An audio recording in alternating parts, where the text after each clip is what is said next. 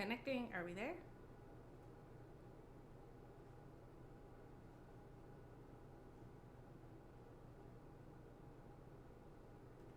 Oh, there we go.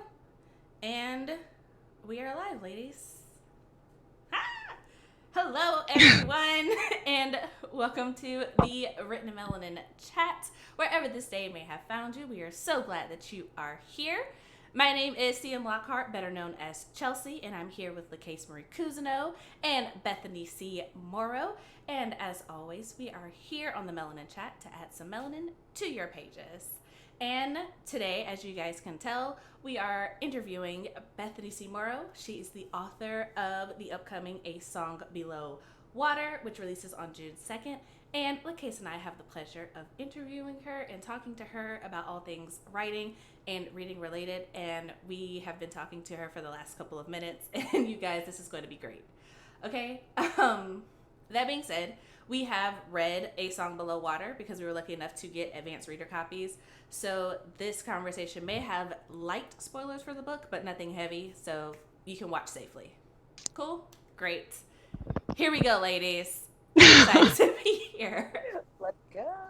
All right. So, that being said, Bethany, can you tell our audience a little bit about A Song Below Water and what it's about? Yes, I first want to say thank you guys so much for having me. I'm so excited to be on your YouTube channel. I'm so excited about somebody's baby I can see in the back on the couch, That's who just did a little turnover. He's the star of the show, honestly. That's, you see how I'm angled? Because everybody cares about him. I literally didn't notice until I guess he moved a little bit. So this is A Song Below Water. I'm just showing you because it's the most beautiful cover ever. This is a cover designed by Alex Cabal. She did such a gorgeous job. This is a story about two sister friends, Tavia and Effie. And I like to introduce them by name also because I keep hearing people say Tavia, which of course makes perfect sense. People pronounce things the way that they think. But I named her after Octavia Butler. So her name is Tavia. So Tavia and Effie live in Portland, in sort of like an alternate Portland that has a glamour of contemporary fantasy over it, where you have fantastical creatures who are intermingled amongst our real world. And Tavia knows what she is. So she is a siren, and sirens in this world are only Black women. And therefore it's to be feared. It's despised. It's mischaracterized, of course. And so Black women who are sirens are hidden inside of the network, which is a smaller community inside of the Black community. And Effie is sort of orphaned after her mom passed. And she moves in with the Phillipses, which is Tavia's family, in the hopes basically that she can have something of a normal life, and that she can, what she's hoping is that she's going to learn how to manage what's happening with her based on being around Tavia, who she thinks just has it all together and knows exactly what she's doing all the time, which of course is not true. And Effie plays a mermaid in a Renaissance fair, which of course, that and Tavia being a siren is why everyone is like, Black Mermaid's book. And I'm like, kind of. But Effie is actually not sure what's wrong with her, and she is going through some sort of transformation, and it's completely unclear as to what it is because it doesn't look like anything that she has seen before. She's also the sole survivor of an accident that happened in her childhood, and so she already thinks that she's cursed. So it's basically about Black sisterhood. It's about just the necessity of specifically Black sisterhood. It was really important to me to have a story, a young adult story for Black girls that was not one Black girl, plucked and put in, a less inclusive setting. It's about Black girls getting to do life together and getting to depend on each other and getting to, to love each other. So that was super duper important to me. It also sort of, not sort of, it's like really based on my relationship with my sister. I have many siblings, but this particular relationship is really built on my particular relationship with my sister Jennifer. So that was also really, really important for me to show Black girls, having this intense, amazing, loving, supportive relationship in the midst of whatever else happens in their lives, and it being something that really can be central and centered, um, and not be overshadowed by all the other things we go through. Absolutely. Absolutely. It really shines through in the prose, just like the strength of their bond. And Hmm. um, I love seeing stories like that with young Black women. Kind of like you said, usually we're plucked out, we're put in these situations, we're kind of on our own, Right. and there's no competition between the two. It's really just this loving relationship. So Yeah. I really, really love that about the book. Yeah, same here. Because I remember reading it and highlighting a specific moment. I can't remember exactly right now, but I was looking over my notes before we started, and I just remember thinking like, wow, these two are actually really good friends, and you don't get to see, like you said, that just genuine friendship. And I think I want to say it's when Tavia and Effie are talking about the Renaissance Fair, and Hmm. Tavia is just as genuinely excited as Effie Right. is. And even though that's not her thing, like she's not in it, she's just excited for her sister and the things that they do together, like reading the fan fiction and all of that. I just thought, like, that's what friendship is. It's not about trying to take your thing away from you or even Right. to an extent fully understanding what it is. It's just you love it and you're happy, so I'm going to Right. love it and be happy for you. And I thought that Yeah. was a wonderful touch. And like I was just happy to read it. It made me feel good. Like, Yeah. yeah, we're not all in competition, like you said. Well, and we know that, and the biggest thing for me, especially as a Black author, is I have my network. I have my network of Black women authors, and that's what we gravitate toward. We look for that when we come into a company, when we come into a room, we come into a school, we look for each other. So Yeah. um, I think that it's really easy because the society that we live in pits us or attempts to pit us against each other or focuses on, I'll say, inside conversations that are not meant for the outside, because it's not like we can't disagree and we don't, ever have conflict, but that's inside. That's inside the house conversation. You can either tell how old I am or how old my parents are based on what I'm saying. But it's like that's inside the house conversation. That's not for the street, right? So Yeah. um, it was really important to me to demonstrate not like, oh, I wish we had this. We have this. This is what we do. Maybe people don't Yeah, know that this is what we do, but this is what we do. We look for each other. We gas each other up. We are excited for each other. We love to see each other doing things, regardless what the world tries to portray. So that aspect of it is the most realistic aspect of the book. This is just how Black women are. This is how we love each other, and that's extremely important to me. Absolutely. Like, I'm not even gonna repeat it because it makes perfect sense. And like you said, everything there is to say, especially the part about like the in the house conversations. Like, again, my parents are older, so like I feel where you're coming from. Like, Yeah. essentially, don't go outside the house and embarrass me. Like this, you Right. I guys mean, well, I here. mean, listen, like exactly. if you have something, if you have an issue, you don't voice it necessarily out where the people who are actually oppressing and subjugating us can use it as ammunition. Right. Like you don't do that. If it's not to say you don't ever have anything to say, it's just I have something to say to you, I don't have something to say to. And the funny thing is, like, a lot of people, because of what they're used to reading, there's a character in the book Naima, who I'm sure you guys are familiar with. Mm-hmm. There's a character in the book Naima who, I guess, I see her differently to a lot of people, maybe because I'm not experiencing it just as a reader, but obviously as somebody who wrote the story. But to a great extent, she adheres to that too. Like, I clearly have an issue with you. Like, I clearly don't like you. But up until a certain point, it's like we're not airing that in public. We're Yes, not necessarily showing that in public. Mm-hmm. Um, it's okay for us to have beef, but like we don't have out in the street beef. Like, exactly. Yeah. Mm-hmm. I'm still doing what I'm supposed to do on your behalf or whatever. I'm still, making sure that you're safe. We just don't personally like each other.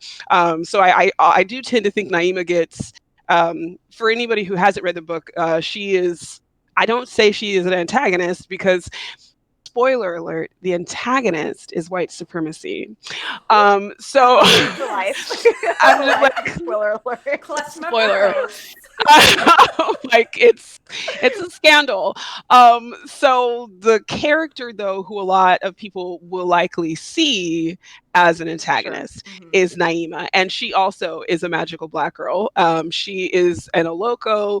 I've talked on in different conversations about the fact that this is really diaspora black fantasy, because Oloko is not how you're supposed to say that plurally. And also what they are, what Oloko are in my book, of course, are pretty significantly different from what Oloko actually are in Central African folklore. And so Naima is one of them. She is an Oloko, but the Oloko in Portland are celebrities, basically, because anyone could be an Oloko, regardless of your racial ethnicity or anything. It doesn't have any sort of parameters the way that a siren does. So it, of course, is extremely celebrated. It's extremely popular. And Naima, being in that group, has a very different experience. She has a very different experience in Portland. And so these girls don't have the same perspective. They don't really like each other too much. They don't always get along. But that doesn't make her the antagonist. Sure. Yeah. It just means she don't get along with the main character. Yeah, exactly. And that's part of life. I think Right. it's so cool how you show that parallel. Like, the Oloko is a myth that comes out of Central Africa. The sirens are only black women. But once something is accessible to everybody, then it's okay. You know, right. Because the Oloko, everybody can be one, then it's okay. We see that in our own world. You know, things that are, you know, inherently black are for a lot of people bad, but once someone else can like flip it and sell it, then it's good. We're about to get maybe a little deeper than you guys intended for this to go, but you said it. You opened this door. So the issue is that it's not so much anybody in our world. It isn't so much everybody can be something. It's white people can be this. So as long as white people can be this, then it's perfectly fine.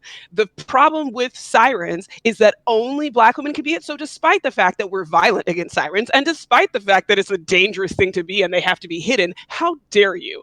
And the wonderful thing is, I've literally heard and seen reviews where the reviewer had the same problem and was like, I really just didn't buy this. Like, why can only black women be sirens? And I was like, oh, honey, you did it. You did the thing. I was like, you got to be kidding me. This cannot be happening. Of course it's happening.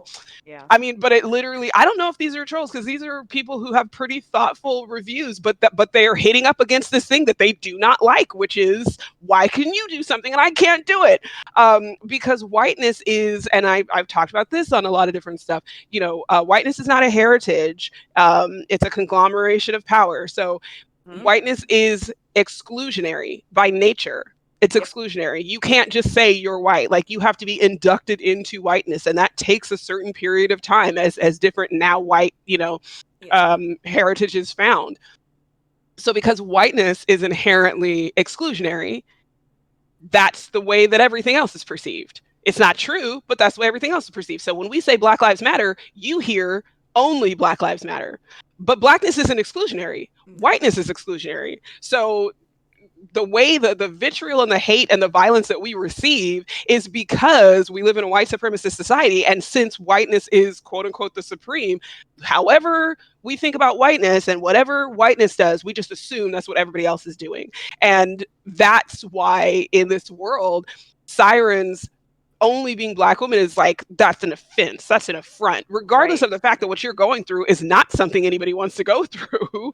Exactly. Just the fact that only you can be it is like, that's not fair. So a loco, it's not so much that anybody can be it, it's the fact that white people can be it. Exactly. That's why people like it. That's why it's magic. That's why it's amazing. That's why it's like, we're gonna pour out, you know, our social capital on a loco, because it's something we can sort of lay claim to. And there is another book coming. It's not a sequel, but it's in the world, and that's pretty much that's what it's. Yeah. So Anyway, excited. Already excited. Already.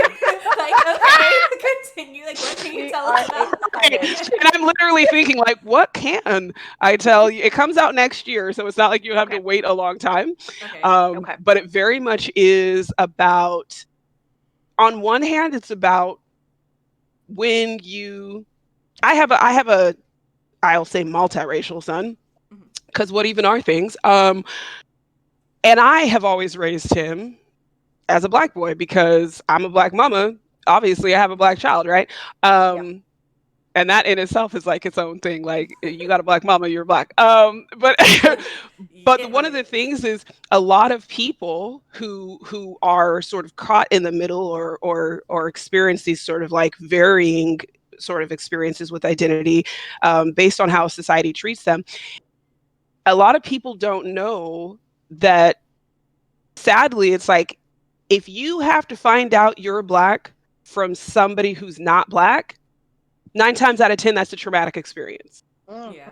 That's not a gentle experience, right? And so there are a lot of people who I think have been, we see it all the time. Like, we didn't, but somebody celebrated when Jay-Z became a billionaire and when Kanye became a billionaire, blah, blah. And it's like, thinking in some way that like that makes you something, like that makes you equal to someone else, Yeah. when we all know that's not really how that works. And I just think that a lot of times when you get a certain level of privilege, even when you're black, you expect that that privilege is going to precede your blackness, and like that the world is going to treat you. I mean, Oprah found this out how many years ago when she went to Paris with no makeup on, Hmm. Yeah. and Or well, they locked that door yeah. and wouldn't let her in because they didn't know she was Oprah. Yeah. And that's not a, ooh, Oprah got told. That's an indictment of the world. That's not a, Exactly. Oprah should be embarrassed. That's a, Right. I need Yep. for our black kids to understand that, like, love and know who you are, because if somebody else has to tell you who you are, it's not going to be gentle, beloved. Like, it's not going to be careful. It's not going to be genuine. It's not going to be loving. And so the second book really deals with what happens when you find out. Yeah. Hmm. Like, And it's just like a lot of people, for lack of a better phrase, like they come for the show. As long as they're entertained and amused by mhm, you, then right. you Oh are yeah. accepted. But the minute Yep. that you put But in their aside mind, you were still the something other, Other. separate. yeah, Right. Yes. the other, and they can't combine the ideas and recognize that no, you're not an other. You just look differently. Like your humanity is not compromised just because You'll of your skin you'll tone. hear you're pretty for a black girl, or you'll Oh hear, God. Oh you yeah. wouldn't hear Yeah. these things. We've all heard this, right? You wouldn't hear these things if people actually transcended race. And notice that nobody but black people ever have to transcend race in the first place. Yeah. Everybody else, when they get something good, is like, oh my gosh, Elvis was so good. I mean, debatable, but like, Elvis was so good. Nobody ever says Elvis really transcended race. Yeah. Nobody ever said, you know what I mean? Like, nobody Yeah. ever says, like, Yeah. some great white sports person. What do you say about sports balls? Sports people? No, I'm totally joking. I'm totally joking. I love basketball. Okay. No, but like, if nobody's going to say about like Dirk Nowitzki that like, oh, he transcends race. Nobody's going to say that about him, No. because you don't No. have to. There's nothing to You don't have to. transcend. The message, the coding in there, the subtext is, we should aspire to ascend beyond and out of blackness. Don't do it, baby. It's a trap. Don't do it. Don't do it. Don't do it. Like, It's I'm not. not I'm worth not it. trying It's to not. transcend. No. I don't need to transcend. There is nothing to transcend. But it's Yep. the lie that if you do things our way, and if you do things that make us comfortable, we will treat you like one of us. No, they won't. That's not, and it's literally just from a, for safety's sake, I need people to understand this. Yeah. Yeah. Absolutely. We And can dabble as much as maybe they'll let us, but the exit is going to be swift. The second you Well, like shake things up. my thing is, do your thing and be who you Yeah. are and be Exactly. amazing. Just don't. It's the necessity of approval when there are institutions still in place to literally oppress and subjugate, and to Yeah. make it where yeah. only a certain number of people who look like you are going to get an Hmm. opportunity to do something. Yeah. That's not something to therefore be grateful for. Whenever I hear like, oh, first Black such and such, at this point, I'm very much like, what a shame. Yeah. Yeah. It's I turn to the Black person and say, you are amazing, congratulations, how awesome that you have done this, you are a king, you are a queen, whoever did it. And then I turn over here and say, what an indictment of you, because I know for a fact that they were not the first spectacular person to do and attempt to do what they have done. Yeah, that validation is the part that we have to, personally, I think that we have to get past, because it's just like, you don't need somebody else to say that, oh, you are good and you are great at your thing that you are already doing, because also, like, you're not The necessarily goalposts move. the The goal. goalposts move for us. Right. Yeah. And it's just like, in this conversation alone, right? You are publishing your book and it's amazing and it's wonderful. And it's about magical Black girls who are facing a world that is not meant for them. And I think LaKase and I talked about this, about how there are a lot of similarities drawn in your book. Just with being, like you said, with being a siren and being Black in America. But then also, again, in this conversation, like, you published that book.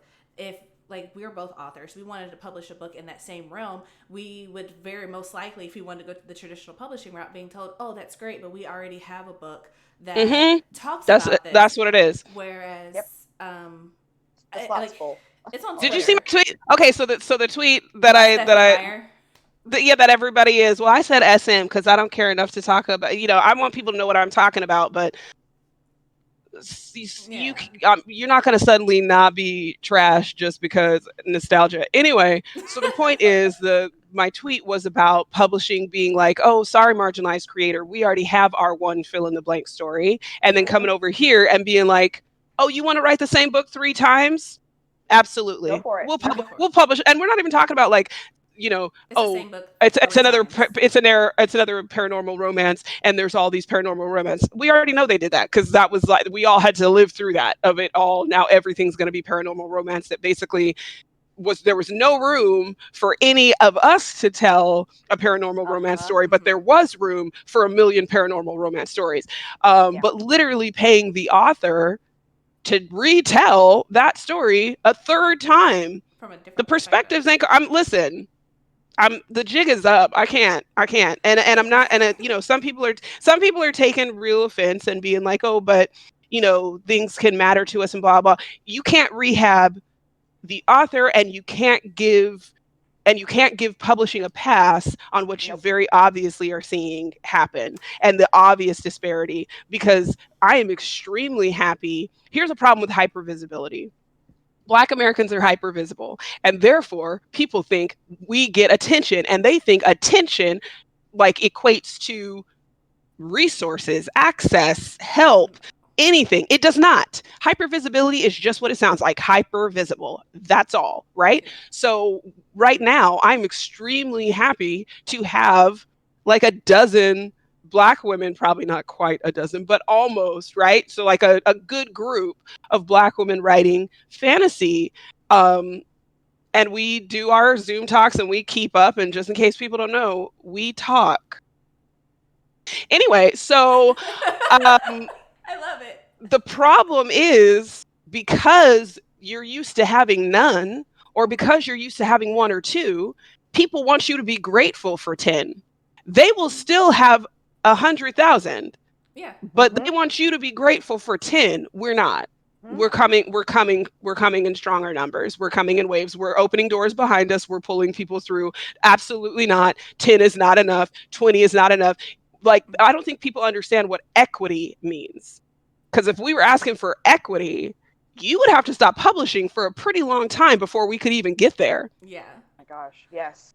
So And I'm like, I think people need to understand that, like, if you see, it's like people saying, oh, I see Black women in interracial relationships on television all the time. So there must be plenty of representation for, not that I think, we absolutely need that. I like seeing, my lived experience reflected. But the point is, you saw it 3 times in a couple of years and you decided you saw it everywhere. That's Yeah. hypervisibility. That's not the same as actual representation. It's not the same. and can we also talk about how a lot of those women are not a variety?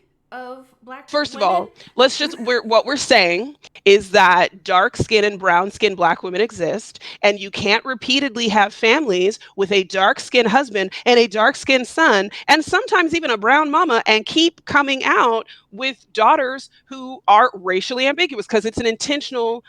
And everybody can say, oh, well, that happens in black families. We know it happens in black families. We all of us who are results of enslaved peoples and heritages forced into our families that we didn't choose, or some of us having those heritages in our families. The point is, it don't happen every time. So how come it happens every time on television? It's like you have siblings who look like each other. That's 100%, possible and recommended. It's simply possible to represent brown skinned black women. We shouldn't have to wait to be the therapist on the TV show. We shouldn't have to wait to be brown skinned women exist, and it bothers me when people try to act like they don't know. You're talking literally about something that is a direct line from the paper bag, something that literally existed, the paper bag test. In a heritage that includes that, in a lived experience that includes that, how dare you act like there might be some other explanation for the overrepresentation? And I have a lot of fair-skinned, light-skinned people in my family and people who I love. And even those people, the funny thing is, don't try to act like y'all are caping for them, because they can also be like, right, but do brown-skinned women don't exist? Like, how come it has to be either or? How come it has to, I'm telling you, this happens every single time. It's intentional. Let's not pretend we don't know that things intentionally get done. That's what bias and racism and prejudice do, is to create something that is overrepresented. It's like, do white people live in America? Of course, white people live in America. Are white people the only people who live in America? Then how come we are overrepresenting them in media? How come we are overrepresenting them in novels? How come we are overrepresenting them in television? I'm not saying why are they there. I'm saying, if you want to talk actual fact, why are you overrepresenting people?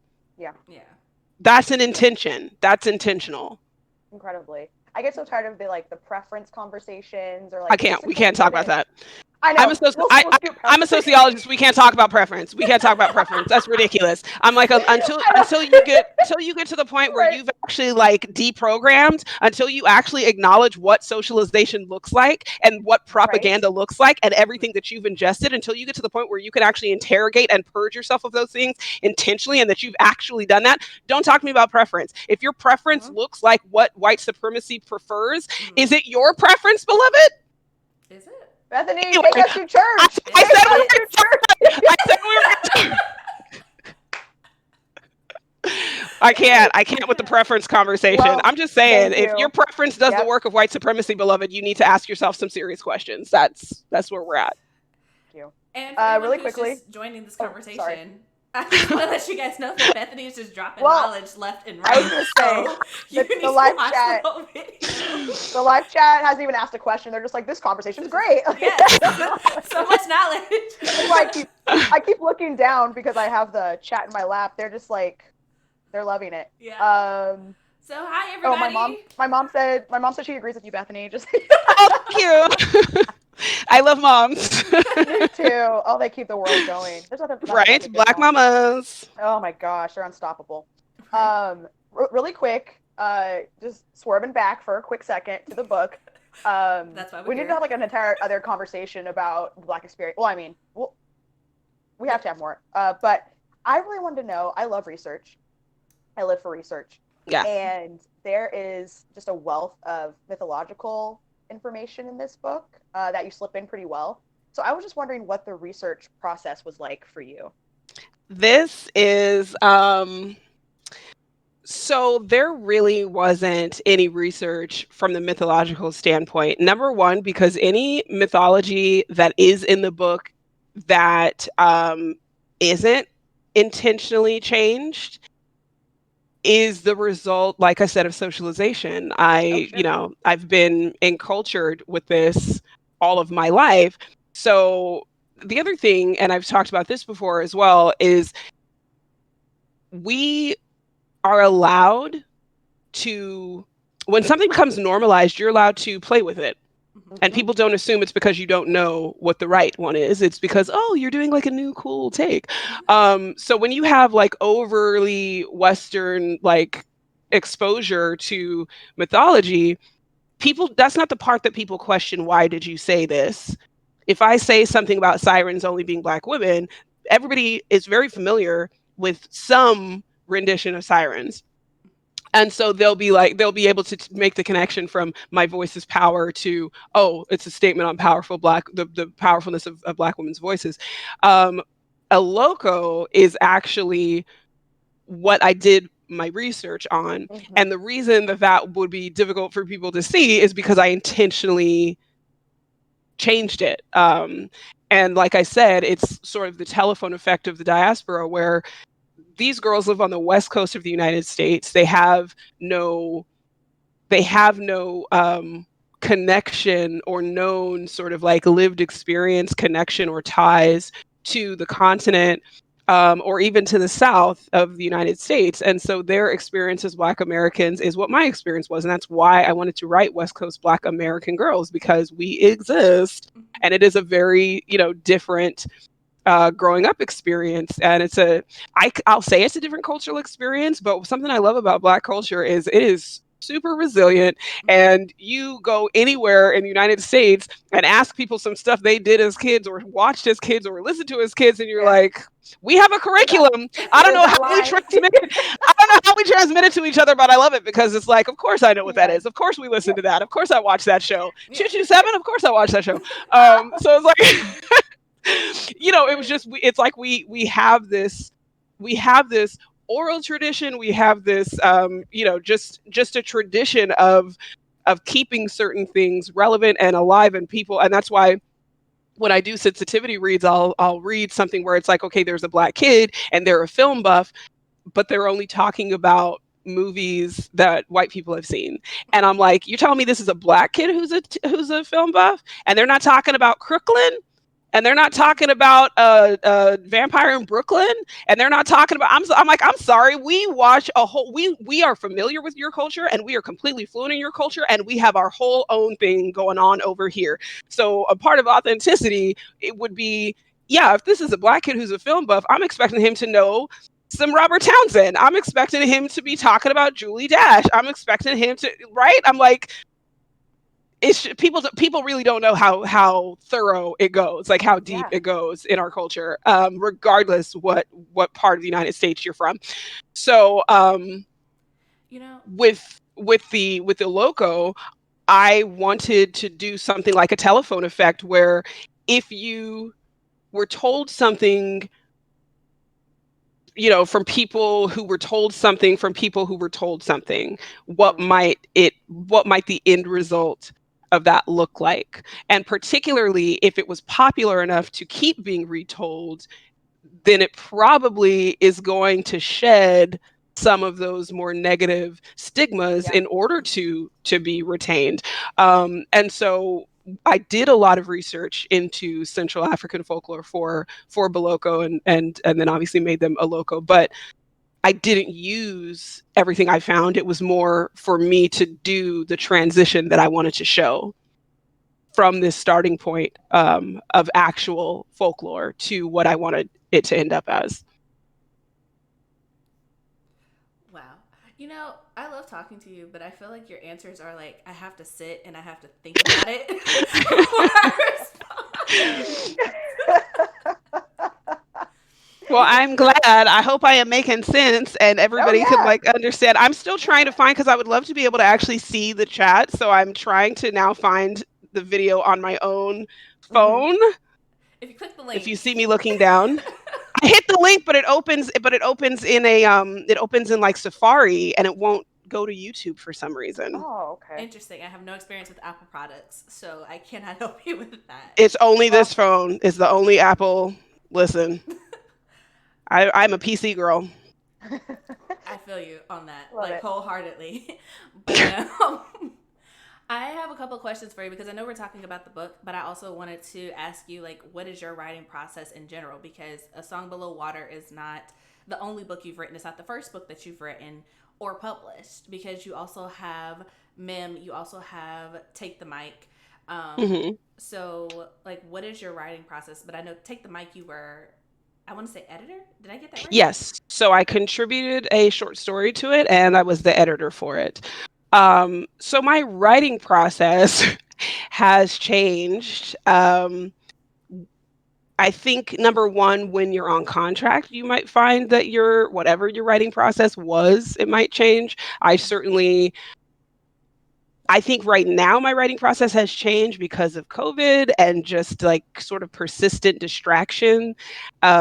Even like when I want to be writing and stuff, a lot of times it's just that, we're going through a persistent traumatic event.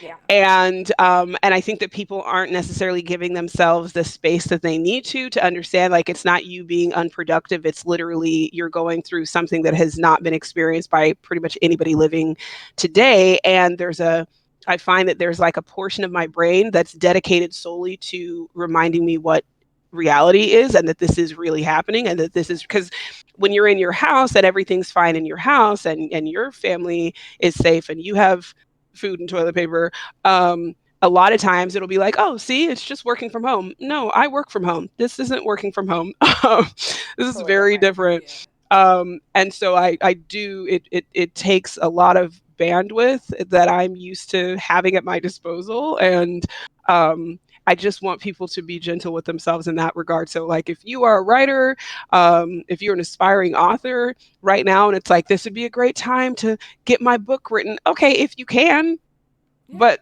this isn't necessarily the best time to do that, honestly, because you need to actually process what you're going through and take care of yourself so that when this is over, there's some of you left To go back.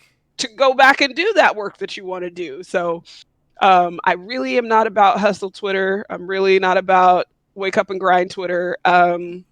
It's not healthy. I'm sorry. So yeah, that's all that to say, what used to be like a 6 to 8 week sort of drafting experience for me in terms of getting my first draft written. I will let you know when we finish. I'm writing something right now that I'm like, I would have been done with this twice by now. Like, Gotcha. this book would have been We're there with you. finished twice over.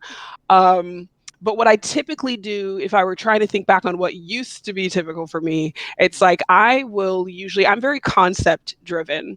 I typically, what I get is a concept. So with Mem, which is my adult debut that came out in 2018 through Unnamed Press, and I love her so much. And this is her paperback cover, and it's just as eerie and like troubling as I've always wanted. So that for me came out of a concept. It came out of, okay, at, at the end of a long thought process of why isn't cloning as interesting in science as it is in science fiction? And it's because what I consider cloning is not obviously what we do in science. We replicate material, and it's basically, in my mind, it's like you're making a twin, because for me, a clone is something that is exactly the same. It's not just replicated. It's like same memories, same experiences, all that kind of thing. So then I thought from there, what if cloning was just about memory? And then I like for things to be troubling personally. And I didn't used to say that because that's just what naturally happened. I thought everybody was like that. And then people would always be like, why do you do that? And then I was like, oh, okay. So this is a personality thing. So I was like, what if cloning was about memory extraction? What if it was about the only way there has to be another you to house this, but you don't want it? So you need to give it to somebody else. And the way to give it to somebody else is this memory extraction, which creates a mem. And so that was the concept that bore the character, because the next thing that I tend to do is, okay, if this is the concept, and if this is the world that this concept, because the world will begin to sort of like build up around that concept. Or sometimes it's, and I can't always say what the causal link is, whether it's causation or correlation, like how, if the concept informs the world, or I don't know, or if it's a back and forth thing. I'm not really sure.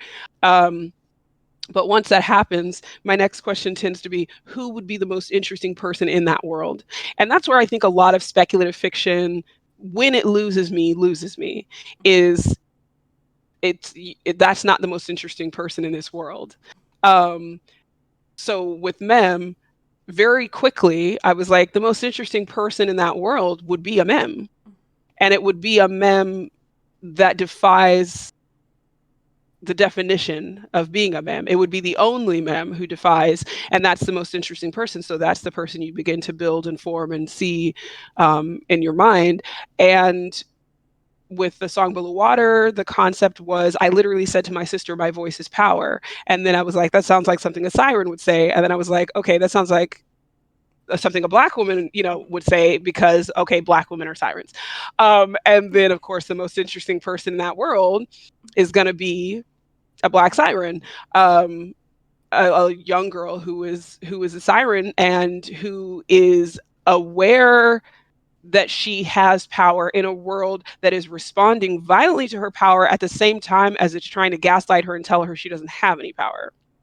So that's the most interesting person to me. And that's always, I think, the root of my writing process is who is the most interesting person that comes from this concept or lives in this world, and then what is there, and trying for me to, like, I don't like things that feel derivative. I don't like feeling like I've heard this before.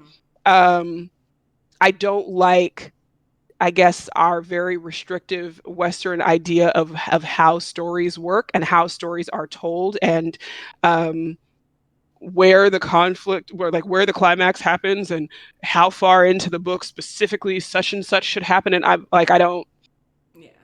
That's not how I tell stories. And I think, again, that is part of being a Black American. Is like, we tell stories the way we tell stories. We tell stories with rhythms that sometimes do come from song, because that's how we told a lot of stories for a long time. With a construct that has to do with telling something orally, with a non-linear aspect that comes from beliefs that differ from the Western mainstream world. So I really push back on expectation, if that expectation particularly feels like it's rooted in Eurocentrism. Then I really do push back against that expectation, because that's not me. So I'm definitely not the person who's going to come in and write you the safe story about a white girl that I pretty much just paint brown. Like, that's not my ministry. That's not what we're going to do here today. I'm like, I'm very much interested in traditional publishing, but I am not interested, because it's what I desire to do. I'm not interested in performing for traditional publishing. And we've talked about that quite a lot, actually. Chelsea and I have noticed it feels like either it's got to be a story where it's just like struggle, like trauma porn. Trauma porn, thank you. Or, like you said so aptly, it's a white girl painted Black, and like you just plucked that world and painted it brown. So and I think what you see right now, and this is why inclusion, I don't say diversity, because diversity is basically like, okay, if you take your huge Thanksgiving turkey and then you like put garnish around it, that's a diverse plate. Yeah. The turkey didn't have to get any smaller. The turkey didn't have to do anything different. He just allowed you to put some stuff around it. That's diversity. I'm not interested in that. I'm interested in inclusion. So that means that not only am I going to show up, but what I show up with doesn't have to suit your palate. It doesn't have to be, it's everything, something for everyone versus everything for someone. Like, if you don't get it, like people asking like, well, I didn't understand what play sister meant. That's okay. Okay, pause. Don't have to. What? I don't listen. You're both Black girls, so that's of course, exactly. So my point is, then you know who the book is to. The book is for anyone who wants to read it, and I think that that's absolutely necessary, because, as I said, we are fluent in the mainstream power dominant culture. We're fluent in it. Our survival depended on it. So when I say, when I hear people say like, well, I didn't understand this, or I bumped up against these words that I didn't know, learn to read, get fluent. Ooh. You're illiterate. And here's the thing, acknowledge that, understand that. Instead of asking us to come into this industry and then change until and morph until we fit into it. You need to understand that our inclusion means we're bringing our stories with us. We're bringing our pentameter with us. We're bringing our story structure with us. We're bringing our culture with us. You're not going to understand all of it. Yeah. Mm-hmm. And That's a you issue. That's a literacy issue for you to confront. And the only way that happens though is we have to have an inclusive group of people in publishing, because my big thing is this was acquired by Diana Foe, who is a woman of color in publishing. Like the people who have really Take the Mic, which is my the anthology that came out from Arthur A. Levine, which was an imprint of Scholastic, was acquired by Wesley Turner, who is a Black woman in publishing. So it's extremely important to have inclusion in publishing, because if you try to put all of the weight of it on authors, we're in secret, we're beating up against the same doors that have no intention of opening for us. And then what we write is what's, what people sort of judge as, was this worth it? We have to be given the access and the opportunity and the ability to tell the stories that we want to tell, so that we don't feel like we have to write trauma porn, so that we don't feel like we basically have to write fantasy that could have been about anybody, but I'll just make this character Black without really making the character Black. We need support in that. These books are a reflection of, I'm not the only person who worked on this book. It took, I have a Black woman publicist.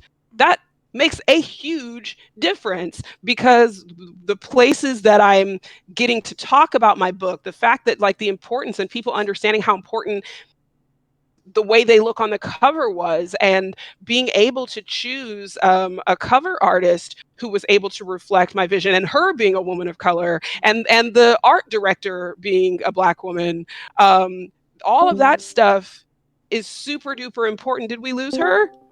yeah. Okay. Sorry, you guys watching this now or in the future. Slight technical difficulties. I'm back. Okay. Okay. Okay. I was like, oh no. Okay. Back to our regularly scheduled programming. Right. Keep me down. You can't get me down. I'm back. Okay. Okay. All right.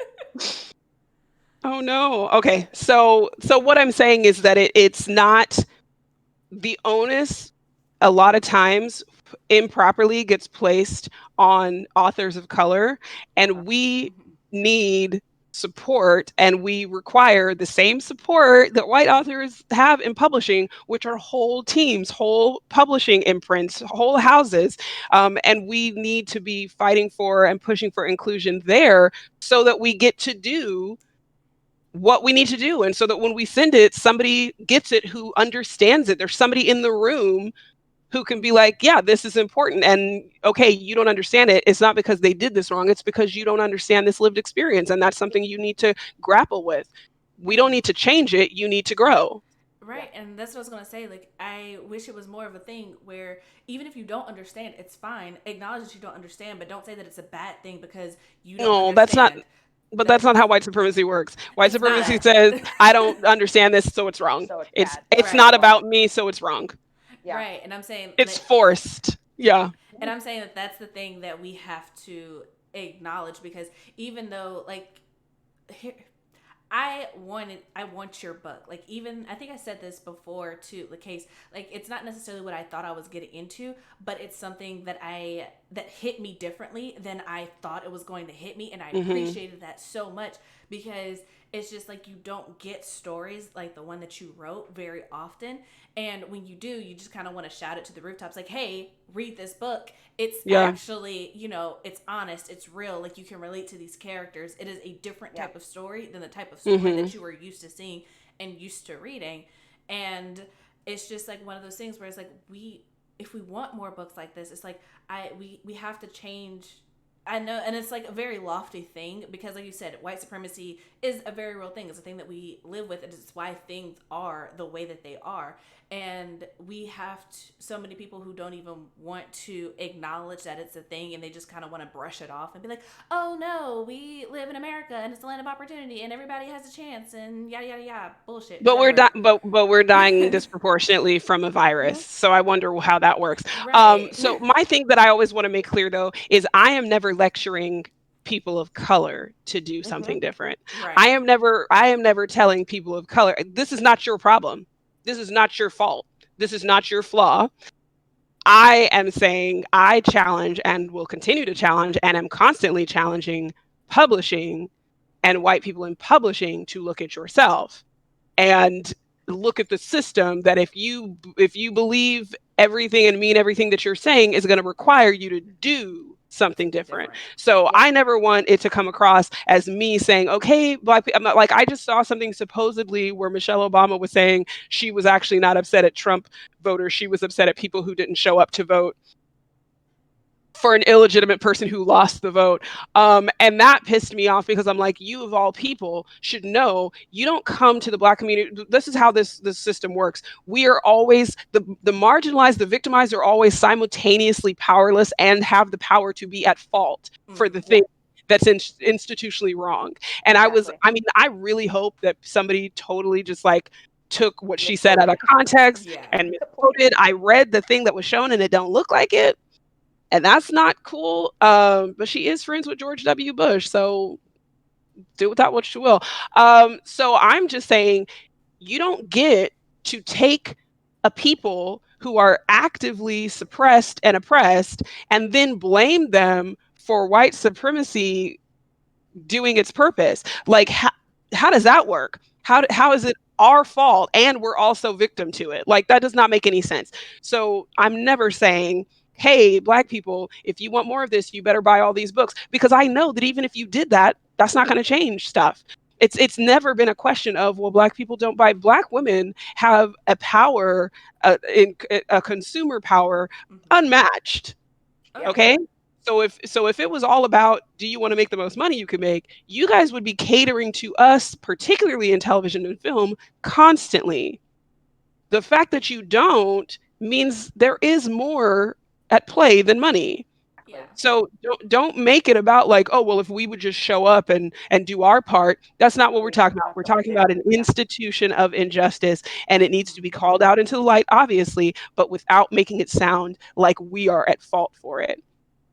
And so when I see it, we have to rethink the way we think also. When you see YouTube channels by black YouTubers, when you see self-published work by black authors and stuff, you have to interrogate, like, do I have a sense of illegitimacy that I'm just attaching, that I'm freely attaching to, because somebody's an up and comer and somebody is a noob. And it's always interesting who gets which, who gets which title. So I'm always like, the thing that we can do is just make sure we're interrogating and sort of purging ourselves of these really, really, they sound classist because it sounds like a meritocracy, but if you know the society that you live in, you know it's not really a meritocracy. So where is this bias coming from that says, okay, with this black person, I'm gonna wait till you do such and such to think that you're legitimate, or to think that you know what you're doing? Or that's the part that I can do as a black consumer, is to not just continuously buy in to, okay, well, as soon as they say that you did something right, then I'll believe you did something right. Like, Yeah. And jump those hoops. Also, something that I had to learn as I hit adulthood, like my mom tried to explain it to me, but it's not something that I really understood until I got to college, is you have to also separate that mindset of when you interact with a black entrepreneur, a black booktuber, I cannot talk, anyone who is doing something, and first of all, you initially want to compare it to somebody who is white doing the same thing. And you have to, like, first of all, stop doing that, but then also to not immediately try to devalue it and be like, oh, it's not the same, or it's not worth this, or it's, I shouldn't X, Y, and Z. Like, you for whatever reason, it's a trained response to be like, okay, this is already not as good just because Right. someone of color is doing it. But Well, also, we'll nitpick people to death. We will nitpick Black creatives to death, and pretend that it's like, and that's why people can say stuff like, "Oh, well, I just chose the best person available," because then you don't have to deal with, "Oh, I am ignoring access. I'm ignoring the disparity in access. I'm ignoring the disparity in resources. I'm ignoring all these different disparities to say, well, I'm just going to judge you all things being equal. All things are not not equal." equal. So So that's so every if you follow along with that, if you buy into this pretend meritocracy, you're going to be choosing the same thing every single time, and things will stay exactly as they are. yeah. So all that to say that be mindful of your thinking. That metacognition skill is Right, a very right, real thing. right. Think about your Yeah. thinking and why you're thinking the way that you are thinking, and Hmm. Yeah. think before you act. So there's a lot of thinking that needs to happen Interrogate it. before you actually do something. But getting back to again the reason why we initiated this conversation. um, Aside from your writing process, and we talked a little bit about your publishing, and you said that you are interested in traditional publishing for your own reasons. And I did a little bit of research. I don't know everything, but I know that for Mem, you did that through Unnamed Press, which is an indie publisher, correct? Right. And then with A Song Below Water, you're publishing that through Torteen, which is an imprint of Macmillan. So Right. those are, I'm not gonna say like vastly different because both are Oh, they're technically. vastly different. Okay, there we go. They're vastly different.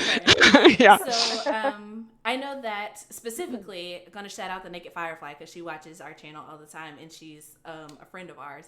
And I know that she's also interested in traditional publishing, and we kind of talked about it briefly, but I wanted to know what like your perspective is, especially being a Black woman telling a very authentic I don't say Black story. Like, what was that like in trying to find, agent querying, getting published, like you said, the cover, getting it the way that you wanted it, and not necessarily the battles you had to fight, but just like what that process was like, especially going through Unnamed, which is an indie, versus a bigger publishing company like Hmm. Torteen. So the biggest difference, though, the first thing is Unnamed Press is an indie publisher, but they're a literary press, and that is very normal in literary publishing to go with a literary press. So there's no equivalent, let's say, for if I had done indie publishing for A Song Below Water, there's no equivalent, right, in terms of clout, in terms of being reviewed by trade reviewers, in terms of like because Mem was published through Unnamed Press, but it was also an ABA Indies Introduced pick. It was a Indies Next pick. It's gotten a lot of attention because they know what they're doing. This is literary presses, are a different. It's a different animal, and they in particular were extremely important to me because I was writing speculative literary, and firstly, you need to find people who know that that's a thing, and don't try to, because I had interest from a couple of other people, and actually, my editor for A Song Below Water read Mem before it was published, Okay. and her being a science fiction editor, her notes were to push it, to be science fiction. It's to take that science fiction concept, that high concept, and really push in on that. And that is not what I was writing. Mm-hmm. So the biggest thing for me is finding the best place to publish this work, like the story that I am telling. Where is the best place for me to publish it? Number one, of course, that has the ability to put me in front of trade reviewers, to put me in front of librarians and readers and, educators. Because a big thing with Mem that I knew I wanted and that I have been able to do is to be on a lot of college reading lists, or visit high schools, or it has a great crossover capability because the main character is 19. It does not make it a young person's story, but she's dealing with identity because she's a Mem. So there are themes and things that I think really teenagers really respond to, even when, and I was a teenager who read adult work. So it being an adult novel, I think a lot of people think that like, oh, well, YA is because, because kids can't deal with certain things or certain complexities or whatever. I know that's not true because they're also reading adult work. So it just is a difference in the way in what we focus on and the way we focus on them. But so for Mem, it was really important to me that it be with a literary press because they were going to understand that the heart of this story is the character. And yes, it has this speculative and this high concept, but that is not the construct of the story. So it's not going to follow the genre expectations of a science fiction novel. I had multiple literary presses offer to publish it, and one of them made a comment about it was like, well, I think that this novella wants to be a book. And I hate when people say that because it lets me know that they don't really understand novellas. A novella isn't an incomplete book. It's not an insignificant or like, somehow less right. It's like it's its own amazing format. I literally, the last two books that I've read are Ring Shout by P. Jelly Clark, which I just finished, and just blow your mind. Just like if you liked The Watchmen, it's actually historically like deeper than HBO's The Watchmen. And listen, please get this book. Please get this book. And then the other one being Riot Baby. I can never remember Toji's last name. I'm so sorry. And I really should have brought it down with me because I knew I was going to bring it up. It's not over there. I'm looking at a bookshelf. But yes, another novella that perfectly, succinctly, it just, what you can accomplish in novellas is, to me, is like this hyper focus, this like snapshot of not how the whole world is responding to this thing, but how this person or this small group of people is being impacted or is impacting this world. And just both brilliantly done, both published by Tor.com. Tor.com is doing amazing novella work. But anyway, so one of the notes that I got from the first publisher was saying, would you consider making this a novel? And I said, of course not, because that's not what the story is. And then the second thing that they said was actually, I don't know if you ever really express why so-and-so is so taken with Elsie. And while that sounds completely sort of like benign to people on the surface, you have to understand that I'm writing a speculative literary novel about this concept of this never been seen before mem who is extracted and should be this really restricted and short-lived thing, and she turns out to be something inexplicable. And she's a Black girl because I wrote it. And the first question that somebody has is, well, why is he so taken with her? Really? You can't wrap your head around. She's the only of her kind. She's the first of her kind. She's literally a scientific discovery in and of herself. But you just didn't understand why he liked her. Okay, I just feel like that wouldn't have been a problem. I just feel like that wouldn't have been a problem in other scenarios, but that's fine. So that was pretty much when I knew, like, oh, this isn't going to happen. So I went with the people who read it and were like, I understand what this is. And this is the story that you're trying to tell. And I'm on the same page with you. And I understand who you are as a Black woman, and that you are going to have to tell us sometimes, hey, you don't understand what this is, but you're going to need to trust me. And there's a lot of that I'm looking for in publishing relationships. Obviously, I need editors just like everybody else. And we all need, this. And that's one of the things about traditional publishing and what it affords you, which largely is just this behemoth of editorial power and input and feedback and fact checking and all that kind of stuff. Like there's a huge, this is a huge part of publishing that I think gets really flattened or like omitted when people are like, well, why didn't you just self-publish? Because I'm not 6 editors. Because I'm not like, come on, like I'm supposed to now suddenly have to be, have to know how to do all of these things myself and and be able to do all of these things myself, or invest that money and do it myself, and even know how to go about finding people. Anyway, It's a different beast. So it's a completely different beast, and it's sort of a kind of ridiculous response when people are like, well, if you don't like it, why don't you go make your own? Number one, if you take nothing else from HBO's The Watchmen, just watch the first episode. We make our own stuff all the time. Yeah. It gets burned a lot of the time. So telling Black people go make your own, like that's not something we always did, is kind of a slap in the face. And it's spitting on history because we do it. We've done it. We did it.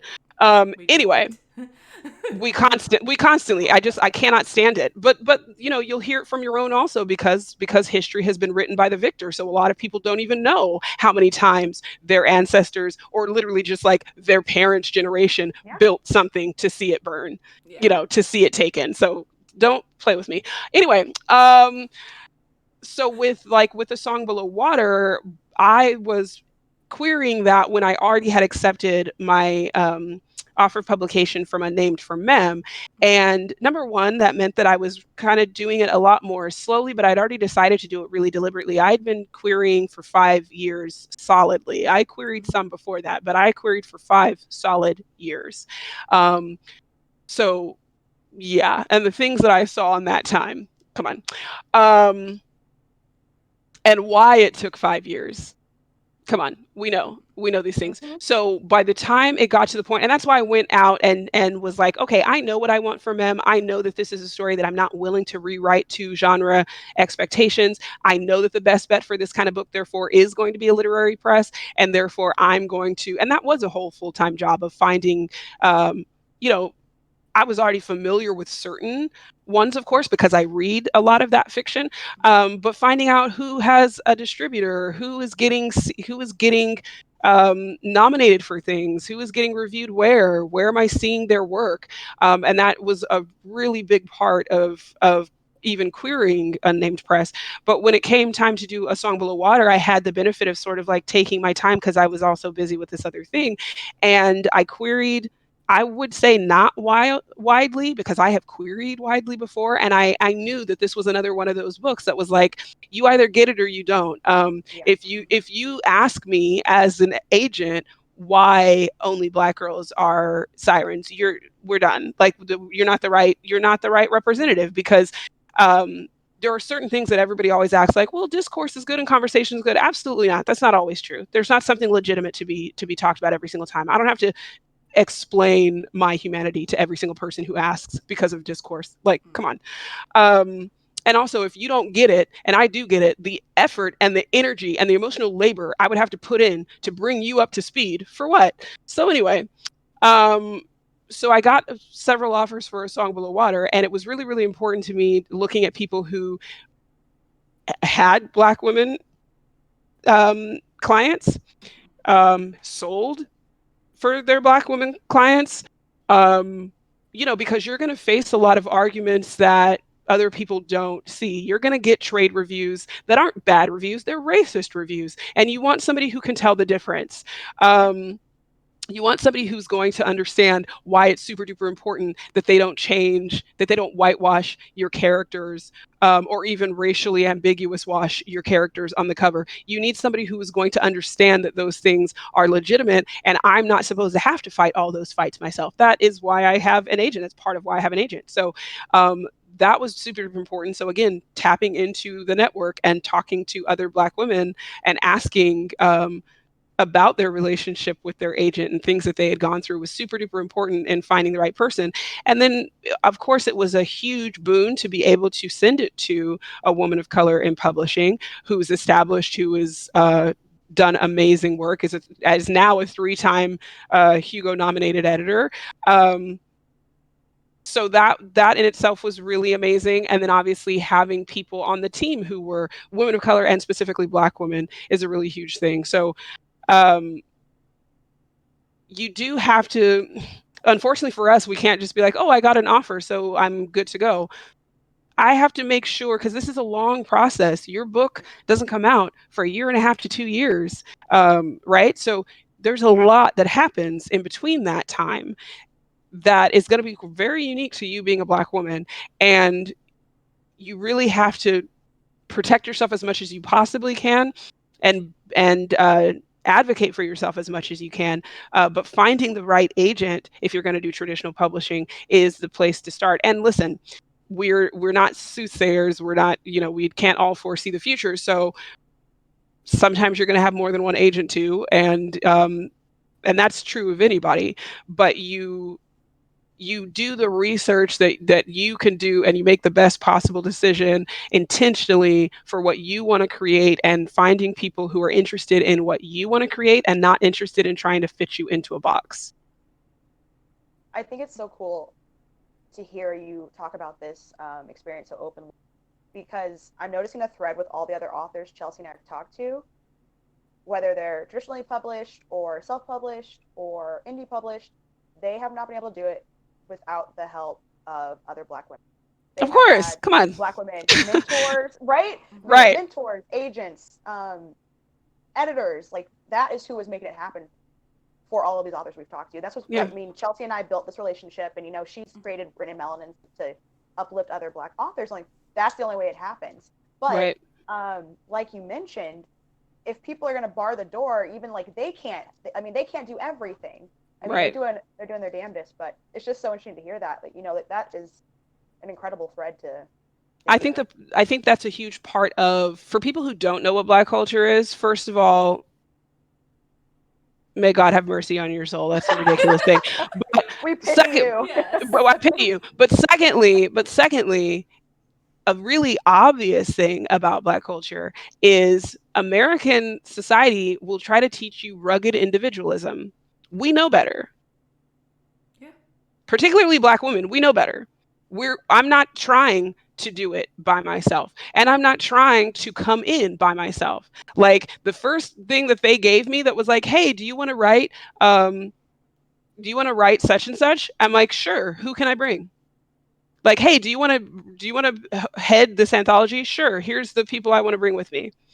Here are the Black women that I've read that I think are amazing, who I think should get, a bigger audience."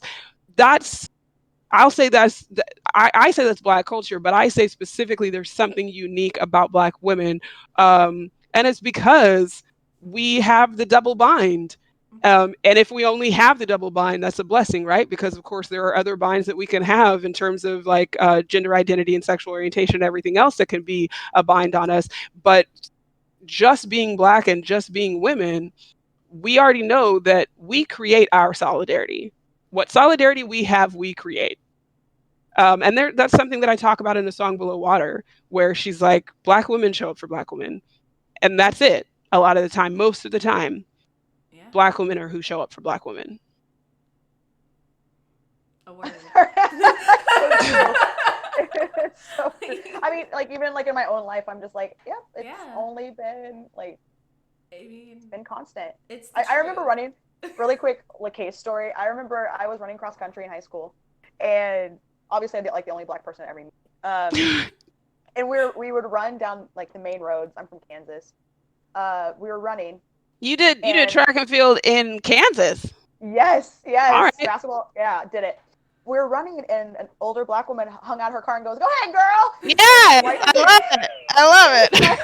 My white teammate was like, "You know her?" And I was like, "No." Of course I don't know her. It doesn't matter. She just made my entire day. Entire day. Listen. Constant. I could be walking down the street. Walking down the street with somebody in the middle of a conversation and see a Black woman walking toward me, looking amazing for whatever reason, and be like, "Yes, you did," and then turn and say hi and hug each other, whatever, and go back to my conversation and have my non-Black friend be like, "Who is that?" I'm like, "I don't know." Anyway, the point is, she was doing it today, and I wanted her to know. So you have to. Can't let it pass. We do it. I love it. Growing up in a Black church too. Please, you stand up. You stand up to sing, and you ain't said anything yet. Nothing has come out of your mouth. Okay, baby. Go ahead, baby. Go ahead, baby. I'm like, it gives you life. They give you life. So if you are lucky enough to have a Black woman in your life, love you, like, I mean, what else do you need? Yes. Honestly, I feel like it's changed my husband's life, having my mom constantly be like, "Go ahead, Mark." Like, she's always... Look at you, Mark. You're doing it. You are doing it, Mark. Oh, Lord. Let me see if we have any questions. Honestly, our chat has just been people like loving the conversation. They haven't even got any questions. Yeah, so if you guys actually have questions, please drop those too. If you have questions for me, I promise to take 30 minutes to answer each one, as I have been. I love it. No, it's wonderful. Right? Oh man, yeah. Oh, I see it. I see something from the Naked Firefly where they said that's exactly what I've been thinking. Others have been making me think I'm telling the story wrong. Don't let them. Oh no. Yeah, don't let them. That was when you were tell talking your about... story. Oh, I love it. Thank you all so much. Right? Okay, I don't think I missed. Oh, yeah, I don't think I missed a question. Okay. I have. Thank you guys for your supportive comments, though. Yeah, it makes the day go. All right, I have 2 more questions that I for sure want to ask you, and then everything after that is just wherever the conversation takes us. Right. The first one being, like, I know you mentioned briefly that you're working on something else that's coming out next year, but is that also going to be through Tortine, or are you working on something different, or just like what's coming up next for you? So the sort of follow-up / companion / something to A Song Below Water, of course, is coming out with Tortine.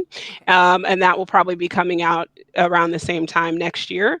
I have another book coming out next year through F&F, which is another imprint of Macmillan. And you might have heard about it when the Reclaimed Classics announcement went live. Yes. Yeah. So I am writing, again, not a retelling, but I guess I'll say a reimagining of Little Women.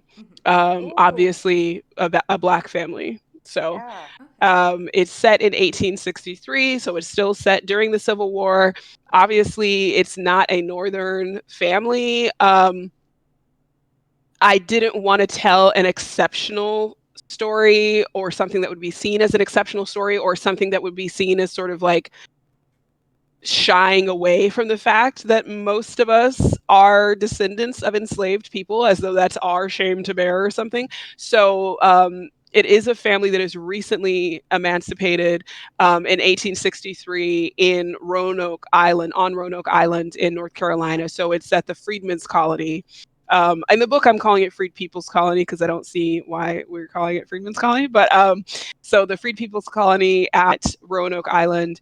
And as you know, of course, that Freed People's Colony didn't last forever. It wasn't permanent the way that a lot of people thought it was going to be or hoped it was going to be. Sort of the training ground for the new America or whatever. So there's immediately what people say they love about Little Women, and what we really celebrate is this quote unquote universal story of sisterhood. But then every time it gets adapted, it's for white girls. Yeah. So how universal is it really if we keep doing it exactly the same way, right? And then it's also like, oh, we're celebrating the fact that like there isn't really a plot. It's just about these women and their aspirations and their lives and their love. And I'm like, okay, so we're gonna we're gonna do that with 4 Black sisters. Immediately, of course, the stakes are different for us. We don't live a life of genteel poverty in a huge house even after our father loses, his standing socially. So there is absolutely, it's immediately a 100% different story. And at the same time, you have the sisters and you have the way the sisters love each other and you have the supportive mother. And so what I'm loving from my readers right now, my beta readers and stuff, is like, this is Little Women, but this is not Little Women. And I'm like, right. Because race is not skin deep in this country. As soon as I say that this is a Black quartet of sisters, things are different. Yeah. What they experience is different. Now, there is an aspect of it where I'm like, I am definitely this is going to be a story that lacks the kind of tension and the kind of trauma porn you are expecting from this time period, but it's absolutely not going to be the nothing's happening kind of kind of existence that those four sisters had, the March sisters originally had, because that's just not reality. The other thing is, I will say that as soon as I make them Black Americans, particularly in this time period, one of them is going to have a biblical name, because we just know how this went. So their names are slightly different. So obviously, and this is I'm hoping that I'm allowed to say any of this, but the original, you guys, I need your roundabout me. I need the protective shield roundabout me.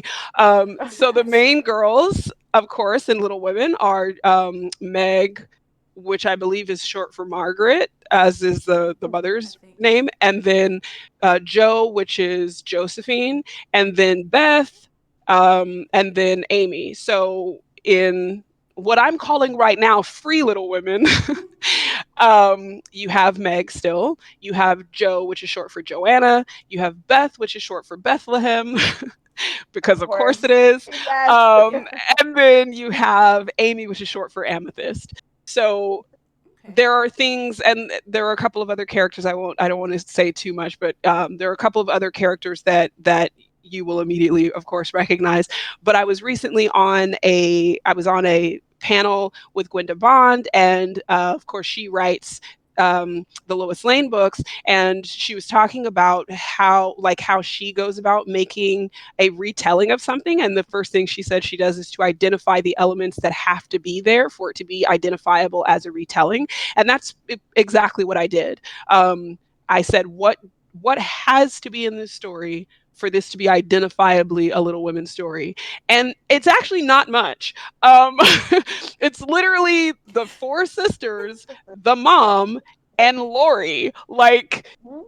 Short of outside of that, and okay, we're still deciding how much of Beth's death, how significant Beth's death is. We shall see. And okay, this might also be a spoiler, but so of course she doesn't have scarlet fever. She has what is pretty much the as yet undiscovered sickle cell. That's a great way to. Right? I was like, as somebody who dabbles in the sickle trait disorder, like, that's a thing. And particularly because it wasn't quote unquote discovered yet.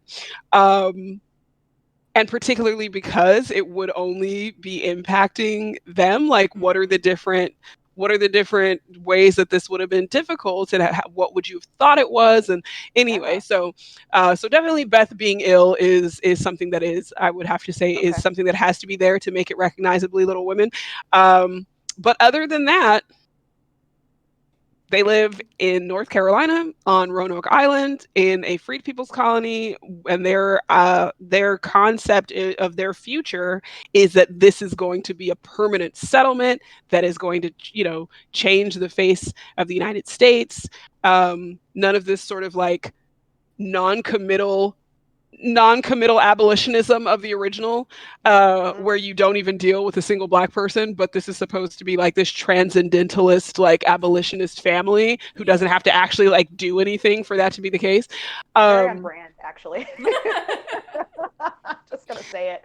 So I think people are going to. This book is very meaty, while still, I think, being light. And I think that that's something that A Song Below Water, I feel, accomplishes as well, which is obviously it's meaty, but it's also light, because they are happy and they love each other. And I'm sorry you didn't think we could be happy in the midst of things, but we are. So not a lot. We do have a question for you. In the chat, asked from Benjamin. He's asking, what is the number one thing you wish you knew when you first started publishing? This is going to sound so bad, but I don't think there is something, but that is because of how I approached publishing. Okay. Like I said, the research was its own full-time job. So that I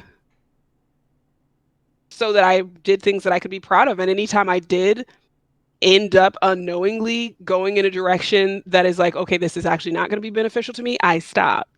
And I said no. And I think that that is something that this industry, just like any industry in a society like ours, is set up to make the marginalized feel grateful just for the chance to do something in a way that sort of preys on you and takes advantage of you and gets you into sort of predatory situations. And sometimes they're more cunning than others. But anytime I've been like, this doesn't actually serve me, this is actually not something I want to be a part of, I refuse to be grateful to be here. I'm here because I'm dope. I'm here because my work is fire. So I'm not going to like go along with the okey doke because, but aren't you glad to even have the chance? I don't know. Is Karen happy just to have the chance, or does she feel like it's owed to her? And did you pay her a lot of money to do it? So listen, I mean, just what you're seeing is literally what you're getting. Okay. This is how I'm going to talk. So just don't say ridiculous things to me. So for me, I would say that even having done all of the research, if you don't remember that white supremacy is intentional, these now that doesn't mean that somebody has to be maliciously sitting there pulling levers. But the reason they don't is because it's a system that was put in place with the idea to perpetuate itself. So even if there's not some, boogeyman doing these things, all that has to happen for it to continue is for well-intentioned people to stand idly by and do nothing to change it. And so because that's the case, despite all of the research and despite the fact that I'm going to do things very deliberately because this is my intellectual property, this is my work, this is my mission, this is my life's work, I'm not going to make a mess or try to rush and do things in a way that doesn't benefit me or serve me or benefit my audience. I still have to always be paying attention because they're still going to try it. They're always going to be trying it, right? So, basically having to always double check and always be paying attention and always be very clear about what my goals are so that they don't get like bulldozed by someone else's desires. That's great advice. It is. And like going into it prepared, I feel like sometimes we can get so caught up in the idea that people want to sell us on that we forget to do the actual research ourselves. So Doing our due diligence, and the thing is, you shouldn't have to, right? We shouldn't have more work to do than somebody else. But this is the world I live in, and this is the work that I want to put out, and I want to make sure I put out the work I intended to put out. So I'm not gonna let somebody, trick me into saying something I didn't want to say. Or for the sake of being published or something. Like I will wait. I will say no before I put my name on something that I didn't want to publish. Yeah, and the ability and the mental strength and solidarity in yourself and your skill and what you produced, and also knowing that you can say no, and that if you do say no, another opportunity will come because you know that your book is fire. You know that you are a skilled writer. You know that if you pursue this and you are knowledgeable and you go about it, the way that you have gone about it, like this is not the people who approached you, who you said no to, very clearly they were not the only people who approached you. Like another opportunity was coming for somebody to approach you the way that you wanted to be approached, so that you could put out your story the way that you wanted it to be put out. If that makes sense. So that confidence, like I love it.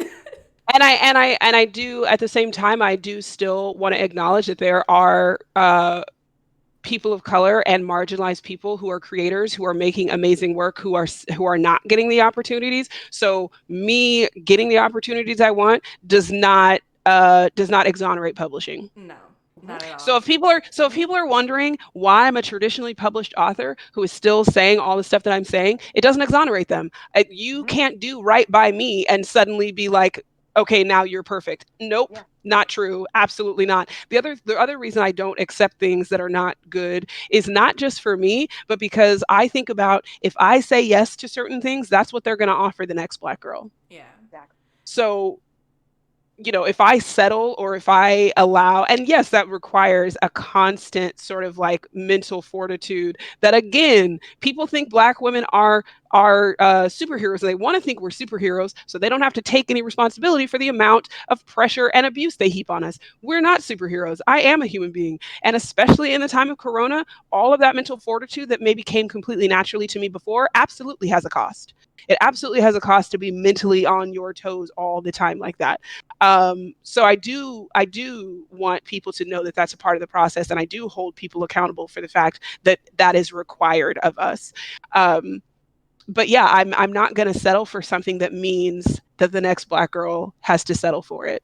And like I have no desire to pursue traditional publishing, but I appreciate that mindset that you have, that it's like it's not just for me, it's for the people that come after me, because Hmm. so many times I've encountered others who are so focused on themselves they don't realize that sometimes it's like it is about you because you have to live your life and you are an Hmm. individual, but at the same time you have to be mindful of the impact that your actions have on everything around you and the people who come after you. And and at that And point it's not just about you. I think that only because we're living in this country and in the society do people think those two things are at odds. You are you and you are us. That's it. Yeah. That's what it is. So, and when I'm raising my Black son, that's a big part of what I view as our identity, is knowing that. Does that mean that nobody has fallen for the okie-doke? Of course not. But I'm not even mad at those people, because I'm like, that is the desired outcome of the socialization that we're put through. That idea, this false idea of individuality, and meritocracy and stuff, that's what you're supposed to believe. It takes deprogramming, it takes constant and continuous deprogramming to know that that's not actually the case, because even the people you think did that, they didn't do that. They started out on third base. Like, what are you they didn't hit a Yeah. triple. They started there. So it's really, really important to me, at least in the people that I love, the people that I mentor, and the son that I raise, to be like, you are you and you are us. And that's not a burden, that's reality. And we have more facts. There they are. Um, I'm gonna leave that at that, and I'm gonna ask you my last question, if that's Okay. okay. um, and this is like I like to ask everybody this question, and it's just if you could go back and give your younger writing self some advice, what age would you go back to, and what advice would you give yourself? I don't know. Let me think. I would probably, now here's the thing. If I'm being honest, I wouldn't tell her nothing, because you can't tell her nothing. Um, oh I my love it so much. Listen, I'm just being real honest. But something that okay, instead of saying, because I don't know, this concept never makes sense to me. Whenever people are like, I wish I could go back knowing what I know, I'm like, you would go back ever for anything? No. People are like, oh, I wish I could redo high school I loved all these things. And I'm like, why would I ever go back? The past has nothing of interest to me. That's all I'm saying. Okay, so let me rephrase So the question. If you could give advice to a new writer, knowing what you know now as an adult. I would say what I have learned the most is not to let, and particularly I think this is very true if you're reading literary fiction, especially, which is what I was as a kid. Like, I was watching a lot of science fiction and fantasy and everything. And I write speculative and I write straight up science fiction at this point. But what I was reading, because of it sounded like the voice in my head, and I was obsessed with language. I loved language. And I was always like, I found people illegitimate immediately if they didn't speak with a melody, if they didn't speak with like a pleasing pentameter. So I was always reading literary fiction. And so one of the problems with that is people can present that as, this is just the way that it came out when this person wrote. And from God's lips to my hand to the page, and it's just complete as soon as it basically, what I'm saying is, being a writer is being a rewriter. So if you don't understand that just because that's the way you originally wrote it doesn't make it right, and probably isn't right, because I would say high school Bethany was not a reviser. It was like and there it is. Yeah. And so God Bask has in it, spoken. people, like literally, and I have spoken. Enjoy, feast, feast your eyes, world. It was very much, and like I said, I wouldn't say anything to her because that comes from a place of knowing that she had a gift and knowing she had a Yeah. talent, and you couldn't tell her nothing. And I don't mean mama, daddy, whoever couldn't tell her nothing. I mean the people who really tried to tell her nothing. White teachers couldn't tell her nothing. There was nobody who was going to come along and be like, did you ever consider that you're not great? And I would be like, huh. You weren't going to tell her that. Sorry. Yeah. You going to talk louder than the Holy Spirit, please? So anyway, like I would tell people, if you believe right now that your work is perfect, that is actually fine, as long as you don't publish it. Because there's a very big difference between your art and the marketplace. And I think what I would want everybody to understand, particularly people who try to be too precious about their work for that reason, publishing is about where your art intersects with a business. So if you don't want to do that, that is a really good indication that publication probably isn't for you in the first place. And there's nothing illegitimate about that. If you are a writer who has no interest in being published, that doesn't make you less of a writer.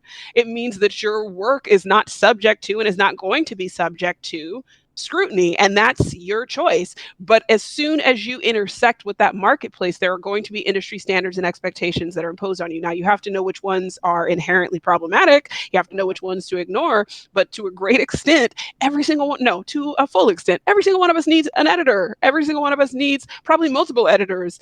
And it has only helped me. And I will say that I'm the type of person who I ingest editorial lessons, and therefore my work does get cleaner and cleaner as I go along. But that doesn't mean that any publisher should be like, well, you did it, we're just going to send it directly out. Like, of course not. I'm very, very close to my work. And a lot of times, even having done this for however long, because some of us have been writing literally our entire lives, but still, there's an aspect of it where if I'm the person writing it and I'm the person reading it, even reading aloud, which is something I always do because, like I said, melody matters a lot to me, I can know something and not recognize that it's not on the page yet.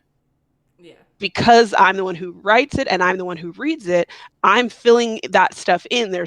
There can be a texture that another reader is not going to get. And a great editor is a person sometimes who honestly is just like,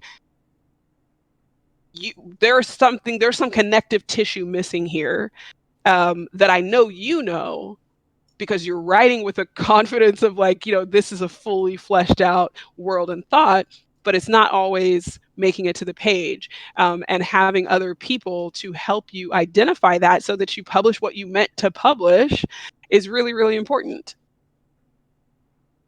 And the choir said amen. All right. I'm done. I feel like I took up enough of y'all's time. I feel like I took up a lot of your time. No, but it was wonderful. Yeah, like, it was perfect. I am living for this conversation, and like, to be honest, I have very like book specific questions that I do want to ask you, but the live stream has gone on for like an hour and a half, and I don't want to spoil anybody who hasn't actually read the book. No, we can keep talking after you take it off live. We can keep talking. Yeah. So, we might be able to do like a spoiler talk situation that'll come out after the book comes out. Maybe. That'd be good. When we're not on the internet live. Yes. That being said, if you guys are in the chat, we are about to wrap this up in like the next 5-ish minutes. So if you're there and you want to ask Bethany something, now would be the time, or forever hold your peace if you want to ask it on this channel. And right. I'm on Twitter, so you can ask me there too. Yes. And it's underneath her photo. If you are not following her, you follow her on Twitter and Instagram at BC Morrow. So do that if you haven't.